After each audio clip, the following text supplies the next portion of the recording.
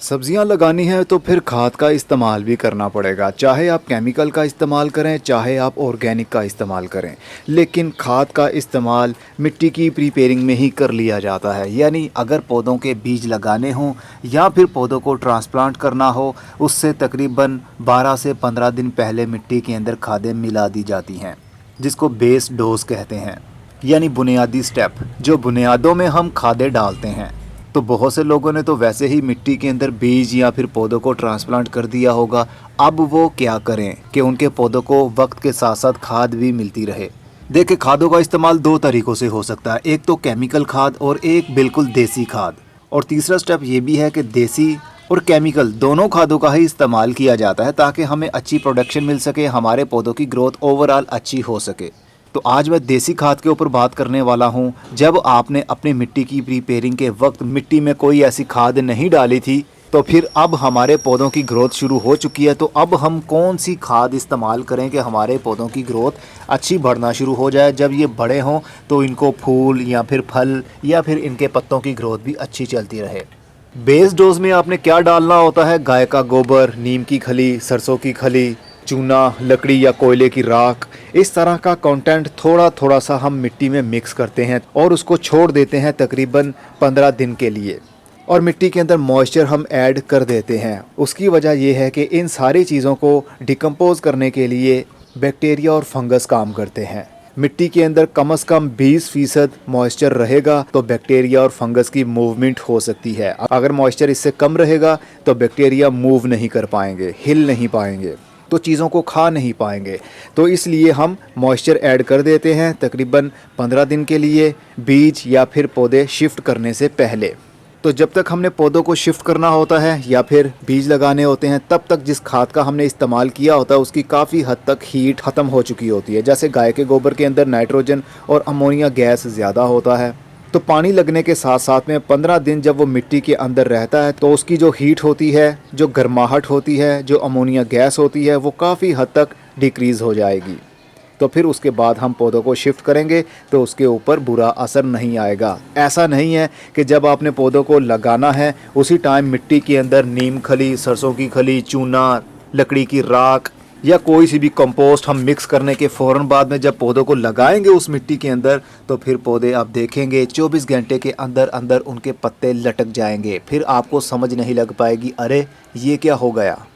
फिर आपको आपकी गलती का एहसास भी होगा, हाँ हमने कल बहुत ज़्यादा खादें मिक्स कर ली थी, आई थिंक कुछ ज़्यादा ही खादें मिक्स की थी। इसीलिए 15 दिन पहले मिट्टी की प्रिपेयरिंग करते वक्त हम अगर ज़्यादा खाद भी इस्तेमाल कर लेते हैं तो 15 दिन के अंदर अंदर उसकी हीटनेस ख़त्म हो जाती है, उसका जो तीखापन होता है खाद का वो ख़त्म हो जाता है, तो फिर पौधों की ग्रोथ अच्छी रहती है। तो आप लोगों ने तो ऐसा नहीं किया होगा। मेरी मिट्टी तो ऑलरेडी पहले ही फर्टाइल रहती ही है, क्योंकि वक्त के साथ साथ इसके अंदर organic matter, bacteria liquid add होता रहता है, जिस वजह से जो भी पत्ते, जो भी वेस्ट मिट्टी के अंदर होता है वो बैक्टीरिया और फंगस उसको जल्दी ही डिकम्पोज करके मिट्टी का ही एक हिस्सा बना देते हैं। तो अभी हमने पौधों को खाद देनी है, तो कैसे देंगे, वो भी ऑर्गेनिक हो। देखिए जनाब, ये मैंने कल रात में भिगो कर रख दिया था। इस डब्बे के अंदर 1 लीटर पानी लिया और 1 मुट्ठी सरसों की खली ली।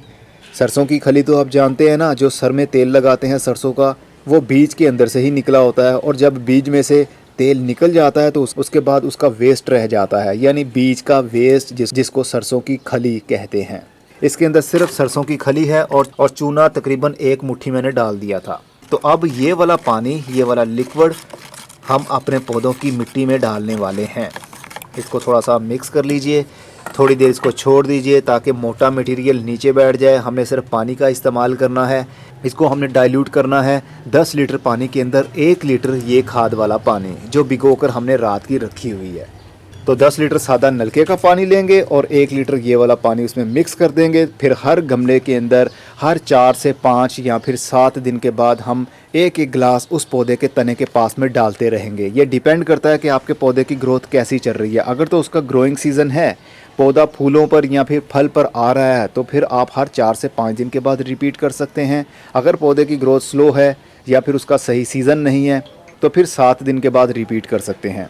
मैंने ये 16 लीटर वाली पानी की बाल्टी ली है और इसके अंदर 10 लीटर से ज़्यादा पानी मैंने डाल दिया है। मैं ज़्यादा ही इस्तेमाल करने वाला हूँ पानी, और खाद का कम इस्तेमाल करने वाला हूँ, क्योंकि मैं नहीं चाहता हमारे पौधों के ऊपर थोड़ा सा भी स्ट्रेस आए। जब जब आप यूज़ करते हैं ना, तो आपको आइडिया होता रहता है कि हमारे पौधों में हैवी डोज अगर हम इस्तेमाल करेंगे तो पौधों के ऊपर अच्छा असर आएगा या फिर बुरा असर आएगा। अगर आपके पौधों के ऊपर बुरा असर नहीं होता खाद का, यानी उसकी हीट की वजह से उसके पत्ते लटक जाएं, पौधे के पत्ते किनारों से सूखने लगें, तो फिर आप डोज ज़्यादा भी दे सकते हैं। तो मैं मिनिमम से मिनिमम ही चलूँगा और मैं हमेशा मिनिमम का ही बताता हूँ। अब ये जो नीचे वेस्ट इसके बच गया है, ये वेस्ट नहीं है, इसके अंदर चूना है, सरसों की खली है, और सारे एलिमेंट्स सरसों की खली के अंदर भी मौजूद हैं, और प्रोटीन्स भी मौजूद हैं, और अमीनो एसिड्स भी मौजूद हैं। तो इतनी ज़बरदस्त खाद हुई तो फिर हम इसको फेंकेंगे नहीं, बल्कि इसके अंदर फिर से पानी भर के रख देंगे 24 से 48 घंटे के लिए, और उसके बाद फिर से इसी तरह हर 3 से 4 दिन के बाद हम पानी को ज़्यादा पानी में मिक्स करेंगे और फिर हर गमले के अंदर डाल दिया करेंगे। अगर आप हर 2 से 3 दिन के बाद भी ये काम करें तो भी अच्छा है, लेकिन डाइल्यूशन ज़्यादा करनी है आपने, यानी खाद वाला पानी 1 लीटर और 20 से 30 लीटर सादा पानी मिक्स कीजिए, और फिर हर गमले के अंदर चाहे रोज़ाना ही ये वाला पानी देते रहें। आपके पौधे की मिट्टी के अंदर खाद के एलिमेंट्स मौजूद होने की वजह से वक्त के साथ साथ पौधे की जड़ को खाद लेने में आसानी होगी। और ये सिर्फ 2 चीज़ें मैंने डाली हैं, आप ज़्यादा भी डाल सकते हैं। आप गाय का गोबर भी डाल सकते हैं, बकरी की मेंगनी भी डाल सकते हैं, कबूतर की बीठें हों, मुर्गियों की बीठें हों, वो भी डाल सकते हैं।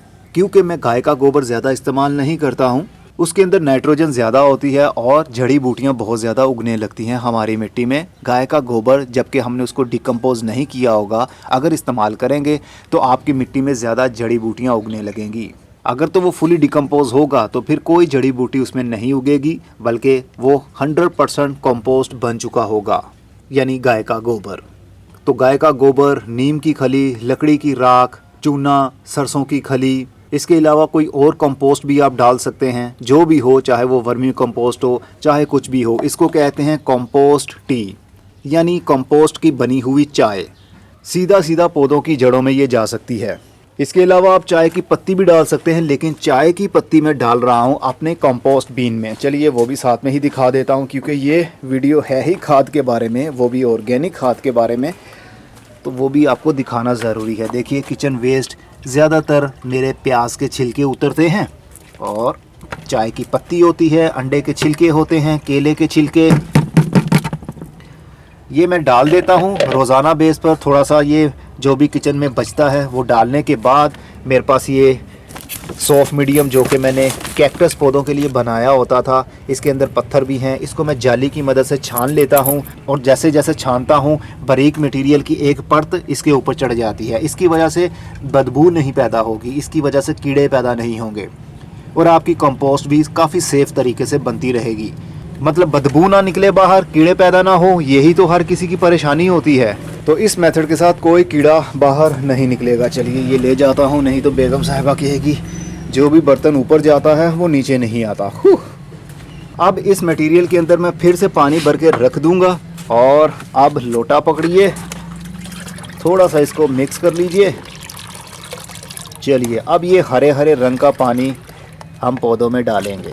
बिल्कुल छोटे पौधों को ज़रूरत नहीं होती, यानी जो पौधा अभी बीज से उगा है और उसकी उम्र अभी 21 दिन से कम है, तो फिर वो अपने बीज के छिलके के अंदर से ही खाना लेगा। जब पौधा 21 दिन से ऊपर होने लगता है तो फिर वो मिट्टी से भी खाना लेगा और सूरज की धूप से भी खाना बनाने लगेगा। तो हम इसमें नहीं डालेंगे, हम उसमें डालेंगे जो हमारे पौधे थोड़े थोड़े से बड़े हो गए हैं। पौधे के तने के ऊपर भी ये पड़ जाए पानी तो कोई प्रॉब्लम नहीं है। हल्का हल्का सा एक एक गिलास का आइडिया रखते जाइए और ये पानी गमलों में डालते जाइए। ज़मीन हो, ज़मीन में ज़्यादा डाल सकते हैं, गमले हैं उसमें थोड़ा कम डालिए, यानी 1 गिलास ही डालिए गमले के अंदर। 12 इंच के गमले की बात कर रहा हूँ, अगर इससे छोटा गमला है तो आधा गिलास डाल दीजिए। तो जितने भी पौधे आपके लगे हुए हैं, जहाँ जहाँ लगे हैं, आप ऐसे ही थोड़ा थोड़ा सा पानी हर 4 से 5 दिन के बाद करते जाएंगे इस्तेमाल, तो बहुत अच्छा है। चलिए ये मूली के पौधे हैं तो इसको भी हम दे देते हैं खाद। टमाटर के पौधों को दे दीजिए।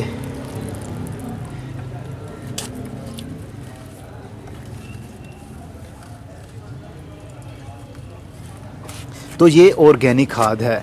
आपको मालूम है ना, अब किचन गार्डनिंग ही होगी, सिर्फ सब्जियां ही उगने वाली हैं इस चैनल में। तो इसलिए हमें ऑर्गेनिक खाद के ऊपर शिफ्ट भी होना पड़ेगा, ताकि एक टाइम आएगा हमें बाज़ार से कोई चीज़ ख़रीदनी नहीं पड़ेगी। हम अपने घर में ही ऐसी खादें बना कर इस्तेमाल करते रहेंगे। कोई भी एक खाद नहीं होती, मल्टीपल चीज़ें हमें इस्तेमाल करनी ही पड़ती हैं। किचन गार्डनिंग में सब्ज़ियाँ उगाने के लिए मुख्तलिफ़ खादों का इस्तेमाल करना पड़ता है। मैं ऑर्गेनिक खाद पर बहुत डिटेल के साथ बात कर सकता हूं, लेकिन वीडियो काफ़ी लंबी हो जाएगी। फॉर एग्जांपल मोटी मोटी सी बात बता देता हूं आपको।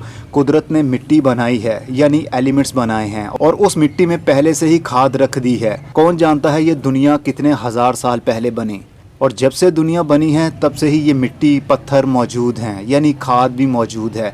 लेकिन कुदरत को पता था यहाँ पर इंसान आएंगे, यहाँ पर जानवर भी आएंगे, और जब तक वो ज़िंदा रहेंगे उनको खाने के लिए सब्जियां, फल की ज़रूरत भी होगी, सोना, चांदी, हीरे की ज़रूरत भी होगी।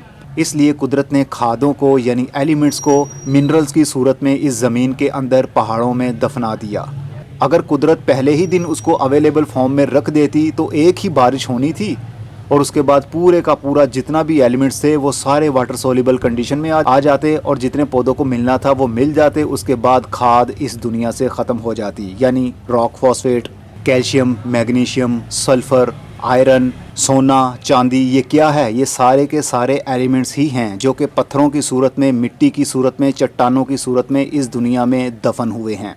और उनको अवेलेबल फॉर्म में कौन लेकर आता है? कुदरत की बनाई हुई फ़ौज, जिसको फंगस और जिसको बैक्टीरिया कहते हैं।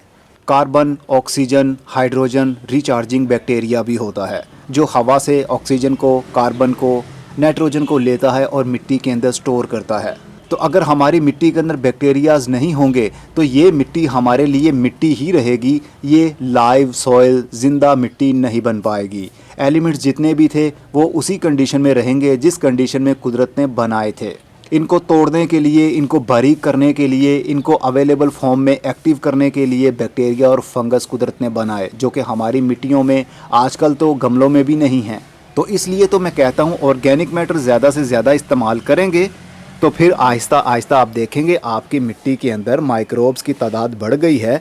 मिट्टी जो कुदरत ने एलिमेंट्स की सूरत में, मिनरल्स की सूरत में बनाई थी, मिनरल मतलब पत्थर, जैसा नमक है ना, नमक के पहाड़ हैं पाकिस्तान में, और नमक के पहाड़ के अंदर जब जाएंगे तो वो पत्थर ही हैं, लेकिन जैसे ही उसको पानी लगेगा वो आहिस्ता आहिस्ता से पिघलना शुरू हो जाएंगे, यानी पानी का एक हिस्सा बन जाएंगे। तो जो पानी में चीज़ हल हो गई वो वाटर सोल्यूबल बन गई, और वाटर सोल्यूबल चीज़ ही पौधे की जड़ में जा सकती है। तो ये सारे काम करते थे बैक्टीरियाज। पौधे बैक्टीरिया की मदद करते हैं और बैक्टीरिया पौधे की मदद करते हैं। वो कैसे? ये भी एक लंबी बहस है, वीडियो लंबी हो जाएगी, थक जाओगे आप। ये तो बातें होती ही रहेंगी इस चैनल के ऊपर अब, क्योंकि अब सब्जियां जो उगानी है हमने। चलिए आप भी आज से खाद बनाना शुरू कीजिए और अपने पौधों में डालना शुरू कीजिए। आप गाय का गोबर भी डाल दीजिएगा, थोड़ा सा, एक मुट्ठी वो भी डाल दीजिएगा। लेकिन जितनी आप ज़्यादा चीज़ें ऐड करते जाएंगे उतनी डाइल्यूशन आपकी ज़्यादा होती जाएगी। मतलब 1 लीटर जो पानी लिया था ना मैंने, ये खाद वाला, अगर इसके अंदर सरसों की खली, गाय का गोबर, लकड़ी की राख, चूना, वर्मी कंपोस्ट, इस तरह की चीज़ें ज़्यादा से ज़्यादा आप अगर डालेंगे ना, लेकिन डालनी सिर्फ एक मुट्ठी है, इससे ज़्यादा नहीं डालनी। और 1 लीटर पानी के अंदर, या फिर जितना आपका मटेरियल है, 2 लीटर पानी भी आप डाल सकते हैं। लेकिन इसका इस्तेमाल आपने 20 लीटर पानी में या 30 लीटर पानी में करना है। जितना ज़्यादा पानी डालते जाएंगे उतने ही चांसेस कम हो जाएंगे कि आपके पौधे के ऊपर कोई बुरा असर आए।